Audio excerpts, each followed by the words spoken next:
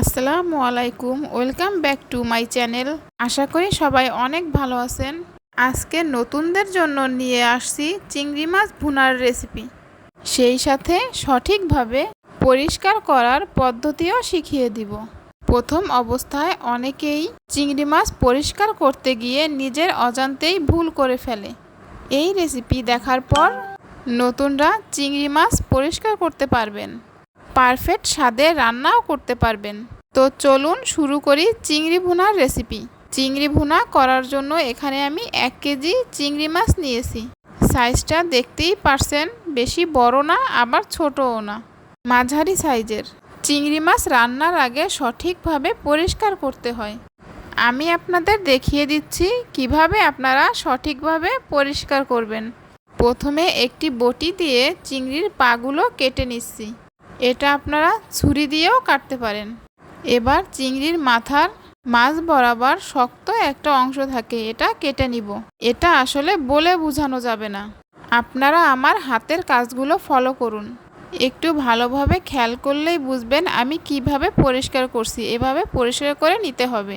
ভালোভাবে পরিষ্কার করে একটি বলে হলুদ এবং লবণ মাখিয়ে নেব। প্যানে পরিমাণ মতো তেল দিয়ে হলুদ লবণ মাখা চিংড়ি মাছগুলো দিয়ে দিব। তেলে চিংড়ি মাছগুলো ভাজবো। চুলার আঁচ বেশি দেয়া যাবে না, মিডিয়াম অথবা তার থেকেও কিছু কমে রেখে তেলে ভাজতে হবে। চিংড়ি মাছের এক পাট 1 থেকে 1.5 মিনিট ভাজা হলে উল্টে দিয়ে অন্য পাট এইভাবেই ভেজে নিতে হবে। তবে 2 থেকে 3 মিনিট ভাজলেই হবে, কোনোভাবেই বেশি ভাজা যাবে না। ভাজা হলে চিংড়িগুলি উঠিয়ে নেব। এভাবেই সব মাছ ভেজে নিব। দেখুন আমার চিংড়িগুলো সুন্দরভাবে ভাজা হয়ে গেছে। এখন একটি কড়াইতে আমি পরিমাণ মতো তেল দিব। তেল গরম হয়ে আসলে এর মধ্যে আমি পেঁয়াজ কুচি দিয়ে দিব। তবে পেঁয়াজটা একটু বেশি দিতে হবে, কারণ চিংড়ি শুধু পেঁয়াজের সাথেই ভুনা হবে।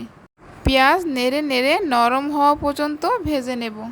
2-3 মিনিট পেঁয়াজ ভাজলেই নরম হয়ে আসবে। এখন এর মধ্যে আমি দিয়ে দিব আদা বাটা, রসুন বাটা, জিরার গুঁড়া, লাল মরিচের গুঁড়া, ধনিয়ার গুঁড়া, ব্লেন্ড করে রাখা টমেটো, হলুদের গুঁড়া ও স্বাদমতো লবণ।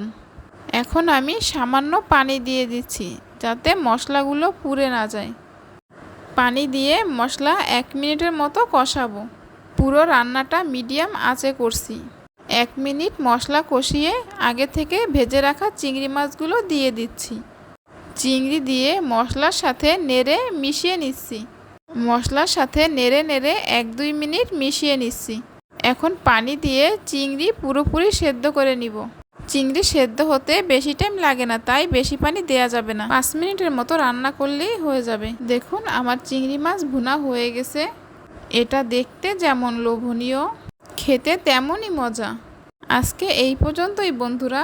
আমার রেসিপিটি যদি আপনাদের ভালো লেগে থাকে তাহলে অবশ্যই আমার পেজে লাইক, কমেন্ট এবং শেয়ার করে আমার পাশে থাকবেন।